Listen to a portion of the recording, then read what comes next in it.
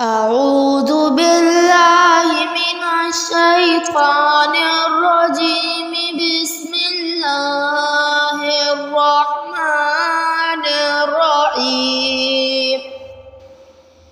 الرحمن علم القرآن، خلق الإنسان علمه البيان. الشمس والقمر بحسبان، والنجم والشجر يسجدان. والسماء رفعها ووضع الميزان ألا تطغوا في الميزان. وأقيموا الوزن بالقسط ولا تخسروا الميزان.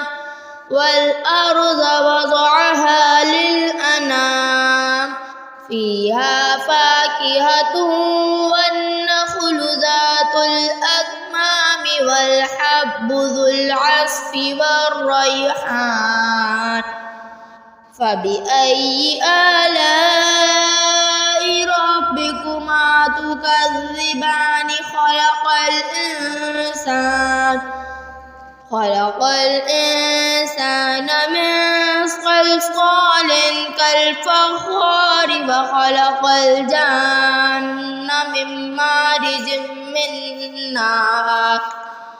فبأي آلاء ربكما تكذبان؟ رب المشرقين ورب المغربين. فبأي آلاء ربكما تكذبان؟ مرج البحرين يلتقيان بينهما برزخ لا يبغيان. فبأي آلاء ربكما تكذبان؟ يخرج منهما اللؤلؤ والمرجان. فبأي آلاء ربكما تكذبان؟ وله الجوار المنشآت في البحر كالأعلام. فبأي آلاء ربكما تكذبان؟ كل من عليها فان ويبقى وجه ربك ذو الجلال والإكرام. فبأي آلاء ربكما تكذبان؟ يسأله ما في السماوات والأرض، كل يوم هو في شأن. فبأي آلاء ربكما تكذبان؟ سنفرغ لكم أيها الثقلان. فبأي آلاء ربكما تكذبان؟ يا معشر الجن والإنس إن استطعتم أن تنفذوا من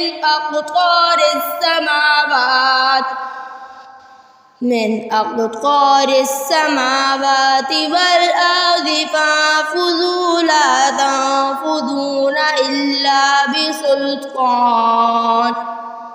فبأي آلاء ربكما تكذبان؟ يرسل عليكما شواظ من نار ونحاس فلا تنتصران. فبأي آلاء ربكما تكذبان؟ فإذا شقت السماء فكانت وردة كالدهان. فبأي آلاء ربكما تكذبان؟ فيومئذ لا يسأل عن ذنبه إنس ولا جان. فبأي آلاء ربكما تكذبان؟ يعرف المجرمون بسيماهم فيؤخذ بالنواصي والأقدام. فبأي آلاء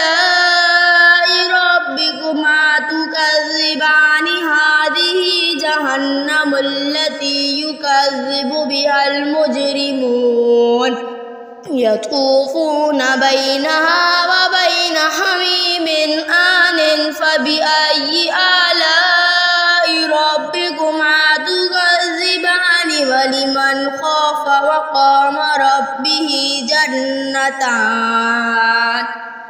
فبأي آلاء ربكما تكذبان ذواتا أفنان فبأي آلاء ربكما تكذبان فيهما عينان تجريان فبأي آلاء ربكما تكذبان فيهما من كل فاكهة زوجان فبأي آلاء ربكما تكذبان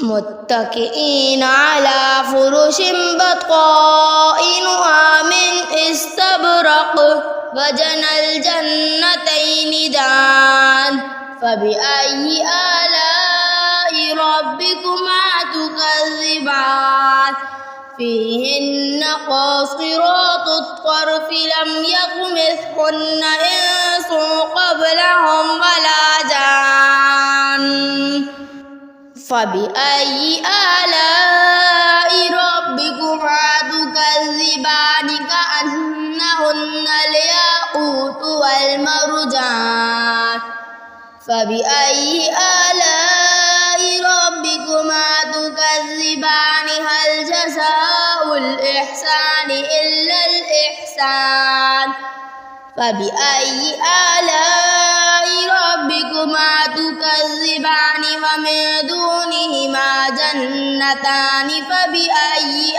آلاء ربكما تكذبان مدهامتان فبأي آلاء ربكما تكذبان فيهما عينان نضاختان فبأي آلاء ربكما تكذبان فيهما فاكهة ونخل ورمان فبأي آلاء ربكما تكذبان فيهن خيرات حسان فبأي آلاء ربكما تكذبان حور مقصورات في الخيام فبأي آلاء ربكما تكذبان لم يطمثهن إنس قبلهم ولا جان فبأي آلاء ربكما تكذبان متكئين على رفرف خضر وعبقري حسان فبأي آلاء ربكما تكذبان تبارك اسم ربك ذي الجلال والإكرام صدق الله العظيم وصدق رسوله النبي الكريم